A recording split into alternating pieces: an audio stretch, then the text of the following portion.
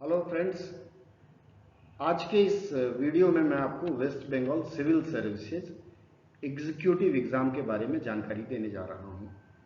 पश्चिम बंगाल का यह civil service exam जो है वह इतना आसान है कि आप समझ नहीं सकते। जो भी मित्र CGL, CHSL और अन्य परीक्षाओं की तैयारी कर रहे हैं उनके लिए तो ये समझ लीजिए कि यह चुटकियों का खेल होगा। आज के इस सत्र में मैं आपको इस परीक्षा के टोटल सिलेबस के बारे में जानकारी दूंगा और फिर इसके बाद वाला जो सत्र होगा उसमें मैं बताऊंगा कि ये जितने भी पेपर्स हैं उनको कैसे करें और उसमें आसानी से सफलता कैसे हासिल करें। आइए हम आगे चलते हैं। इसके जो एग्ज़ाम का पैटर्न होता है, दो पैटर्न होता है। एक प्रीलिम्स एग्ज़ाम होगा। प्रीलिम्स जब आप क्वालिफाई कर जाते हैं तो फिर आपका मेंस होगा। तो प्रीलिम्स में क्या क्या पूछा जाता है? प्रीलिम्स में एक पेपर होता है, वो सिर्फ 200 अंकों का होगा। 2.5 घंटा आपको मिलता है वह पेपर सॉल्व करने के लिए। बहुत ही आसान है। कन्वेंशनल टाइप कुछ पूछा जाता है और कुछ OMR टाइप के रहते हैं।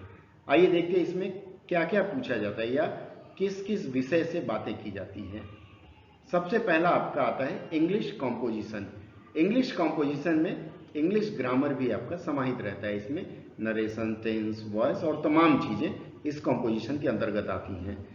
हर विषय 25-25 अंक का होता है, अर्थात टोटल 8 हिस्से होंगे और 8 का 25-25 मिलाकर के 200 अंक, टोटल मार्क्स 200 होता है इसमें। दूसरा जो होगा इसमें वो होगा जनरल साइंस। जनरल साइंस के बारे में आपको पता ही है, बताने की आवश्यकता नहीं। फिजिक्स, केमिस्ट्री, बायोलॉजी सारी चीज़ें इसमें समाहित होती है। इसके बाद जो और होता है वह है current events of national and international importance, अर्थात जो भी आए दिन हो रहा है जनरल नॉलेज की चीज़ें, करंट अफेयर्स की चीज़ें या जीके आप मान के चलिए, वो सारी चीज़ें इसमें पूछी जाती है। 25 नंबर का वह होता है। इसके अलावा हिस्ट्री ऑफ इंडिया के भी प्रश्न होंगे। हिस्ट्री ऑफ इंडिया में खास बात क्या रहेगा, उसमें इंडियन नेशनल मूवमेंट से भी प्रश्न आएंगे। अर्थात 25 नंबर में हिस्ट्री ऑफ इंडिया, फिर 25 नंबर का इंडियन नेशनल मूवमेंट। अगर आपने history of India Indian national movement के साथ में लेकर के प्री इंडिपेंडेंस और पोस्ट इंडिपेंडेंस पढ़ लिया तो 50 नंबर का तो आपका यही हो जाता है आराम से। इसके बाद हम आगे बढ़ते हैं geography of India with special reference to west Bengal. अब यहाँ देखिए, आपका जो भी ज्योग्राफी है पूरे भारत का आपको विशेष नहीं पढ़ना है, आपको वेस्ट बंगाल की जो ज्योग्राफी है, वेस्ट बंगाल के बारे में ज़्यादा जानकारी पढ़नी है। इसका मतलब यहाँ भी स्पेसिफिक हो गया। अगर आप इसको पढ़ लेते हैं तो इसमें निकल जाएंगे। अब हम जोड़ लेते हैं history of India, Indian national movement, 25-25 number का ये हो गया 50। Geography of India with special reference to west Bengal, ये 25 नंबर का हो गया, अर्थात 75 नंबर यहाँ हो गया। इसके बाद फिर हम पीछे चलें तो इंग्लिश कॉम्पोजिशन 25 नंबर का है, 100 नंबर का तो यह हो गया।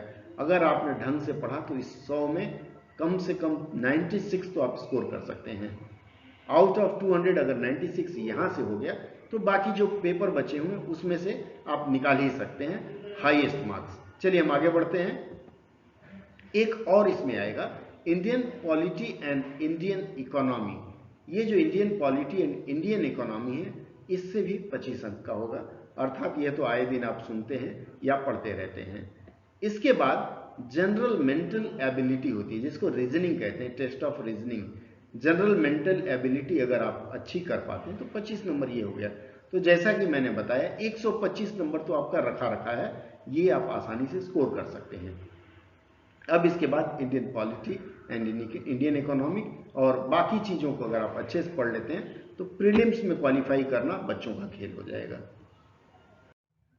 अब आते हैं हम मेन एग्जामिनेशन में। मेन एग्जामिनेशन का पैटर्न क्या रहेगा और उसमें किस हिसाब से पढ़ा जाए। मेन एग्जाम में सबसे पहले होता है 6 कंपल्सरी एंड ऑप्शनल, मतलब 6 पेपर होंगे वो कंपल्सरी होंगे और जो ऑप्शनल होता है वह मैं बताऊंगा आगे चल के। ऑप्शनल में आपको 200 नंबर का मिलता है, 2 पेपर होते हैं।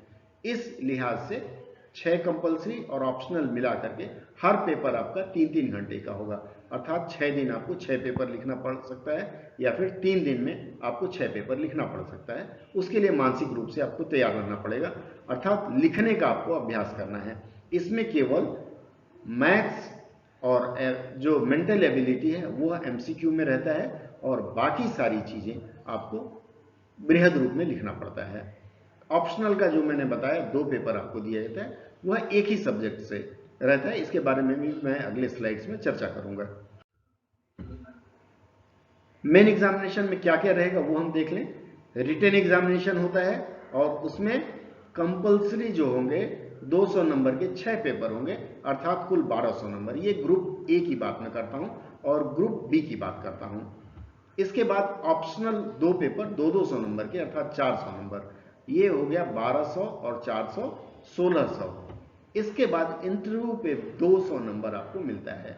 अब मान लीजिए आपने अगर ऑप्शनल और कंपल्सरी में 12 4 1600 में से आपने 1300 1400 1500 स्कोर कर लिया, तो इंटरव्यू में क्वालिफाई करना कोई मुश्किल नहीं है, अगर आप इस हिसाब से तैयारी करें तो। इसके बाद आते हैं ग्रुप सी और डी के लिए। ग्रुप सी और डी में कंपल्सरी पेपर तो होता है, ऑप्शनल उसमें नहीं होता है, और इंटरव्यू में आपको सिर्फ 150 नंबर का इंटरव्यू रहता है, अर्थात उसमें 1200 और 150 1350 1350 नंबर आप अगर स्कोर करते हैं, टोटल लाना है, उसमें से अब आप जितना ला पाए। अब हम चलते हैं, पैटर्न आपने जान लिया, प्रीलिम्स जान लिया, अब हम मेन एग्जाम के पैटर्न और सिलेबस पर चर्चा करते हैं। मेन एग्जामिनेशन के सबसे पहले कंपल्सरी पेपर पे हम बात करेंगे। इसमें मैंने पहले ही आपको बता दिया, अर्थमेटिक एंड रीजनिंग जो होगा वो एमसीक्यू होगा, वह ओएमआर शीट पे होगा। पहले आपने देखा होगा एग्जाम देने जाते थे तो उसमें गोला गोला बनाया जाता था, उसी तरह से यहां आपको गोला बनाने वाले प्रश्न हल करने हैं। इसके बाद बाकी जो होंगे वो कन्वेंशनल होंगे, अर्थात लिखित होगा, प्रश्न होगा, उत्तर देना है, 2 नंबर 3 नंबर, इस हिसाब से रहेगा। इसकी विवेचना मैं अगले वीडियो में करूंगा। अब पेपर 1 हम जान लें क्या होगा कंपल्सरी में। पेपर 1 में आपको बंगाली, हिंदी, उर्दू, नेपाली और संथाली, इस भाषा से अंग्रेजी में जवाब देना होगा। अब देखिए, पश्चिम बंगाल सरकार आपको कितनी सुविधा दे रही है। पीसीएस में बंगाली भाषा के अलावा अगर आप हिंदी भाषी हैं तो भी पीसीएस में आप क्वालिफाई बड़े आसानी से कर सकते हैं, क्योंकि इसमें हिंदी का आपको एक पेपर दिया गया है। इसके अलावा यदि आप उर्दू पढ़े हैं तो आपको वो सुविधा है। नेपाली, चूंकि दार्जिलिंग सिलीगुड़ी क्षेत्र के लोग नेपाली में पढ़ते हैं, इसलिए नेपाली बोलने और पढ़ने वाले लोग नेपाली में भी लिख सकते हैं। इसके अलावा यदि आप संथाली भाषा जानते हैं तो आप चाहें तो संथाली भाषा से भी पेपर हल कर सकते हैं, इसमें पूरी की पूरी छूट है। इनमें आपको प्रश्न हल करना है। अब देखिए, जो चीजें पेपर 1 में आती है वही पेपर 2 में आती है, सिर्फ आपको लैंग्वेज अर्थात भाषा का अंतर है। पेपर 1 में आपको इंग्लिश से बंगाली, हिंदी, उर्दू या नेपाली में लिखना है, और पेपर 2 में इसका रिवर्स हो जाता है, उससे उसमें लिखना है। आइए हम आप आगे बात करते हैं। सबसे पहला होगा आपको ड्राफ्टिंग ऑफ रिपोर्ट्स, अर्थात रिपोर्ट बनाना। रिपोर्ट के ऊपर मैंने पहले भी एक वीडियो बनाया था। 1-2 दिन में मैं रिपोर्ट बनाने का एक फुल, जैसे पेपर पे रिपोर्ट लिखते हैं उस तरह से एक रिपोर्ट बना करके अपलोड करूंगा आप लोगों की सुविधा के लिए। जान लें, ये जो रिपोर्ट बनता है वो 200 शब्द से कम होना चाहिए, अप टू 200 वर्ड्स लिखना होता है। इसके बाद क्या होगा, इसके बाद होता है लेटर राइटिंग, 150 वर्ड, अर्थात संथाली, बंगाली, उर्दू और नेपाली, इन चारों भाषाओं में से किसी एक में रिपोर्ट बनाना है। रिपोर्ट बनाने के बाद आपको लेटर राइटिंग करना है। लेटर राइटिंग 150 वर्ड से अधिक नहीं जाना चाहिए। इसके बाद हम आगे बढ़ते हैं, प्रिसीज राइटिंग। प्रिसीज राइटिंग क्या होता है, एक लंबा पैसेज होगा, उसको प्रिसाइज करके, छोटा करके लिखना होता है। फिर क्या होगा, इसमें कंपोजिशन रहता है। कंपोजिशन का मतलब होता है इंग्लिश ग्रामर या फिर जो भी लैंग्वेज लेंगे उसके ग्रामर की बातें आपसे पूछी जाएगी। उसके बाद आपको इसमें ट्रांसलेशन का एक पेपर रहता है, translation from English to Bengali, Hindi, Urdu या नेपाली और संथाली, अर्थात अंग्रेजी में आपको पैसेज दिया रहेगा, उससे आपकी इच्छित भाषा में अनुवाद करना पड़ेगा। अब जो लोग अनुवाद का अभ्यास कर रहे हैं, जो लोग अलग अलग एसएससी के, आईबीपीएस के तमाम अनुवादक या हिंदी अधिकारी की परीक्षा की तैयारी कर रहे हैं, उनके लिए तो ये बहुत आसान रहेगा अनुवाद करना। तो आप यहां भी जीत सकते हैं, अर्थात इस नौकरी में आपके लिए भी अवसर है। चलिए हम आगे बढ़ते हैं। पेपर 2 में जैसा मैंने बताया, ट्रांसलेशन फ्रॉम बंगाली, हिंदी, उर्दू, नेपाली और संथाली रहेगी। जैसे आपने पेपर 1 में देखा, इससे अंग्रेजी में करना है और इसी तरह से drafting, letter writing, composition, precis writing, वो फिर आपको इंग्लिश में रहेगा। अर्थात दोनों भाषाओं की जानकारी यदि आपको है तो आप आसानी से पेपर 1 और पेपर 2 हल कर सकते हैं, चुटकियों में हल कर सकते हैं। अब आइए हम देखते हैं पेपर 3 क्या है। पेपर 3 जनरल स्टडीज होता है। जनरल स्टडीज के 2 पेपर हैं, 1 और 2। आइए पहले 1 देख लें। इसमें आपको पढ़ना है Indian history with special emphasis on national movement. मैं आपको पहले ही बता चुका हूं, प्रीलिम्स में मैंने बताया। तो भारत का इतिहास और स्वाधीनता संग्राम के बारे में आप पढ़ लीजिए, तो आपका यह पेपर आधा क्लियर हो जाता है। इसके बाद और क्या पढ़ना है? आपको पढ़ना है geography of India with special reference to west Bengal. Prelims में भी आया था, मेंस में भी आएगा, अर्थात यहां भी आपको सही चीज, वही चीज पढ़नी है। इसके बाद पेपर 2 में हम आते हैं, जनरल स्टडीज पेपर 2 में।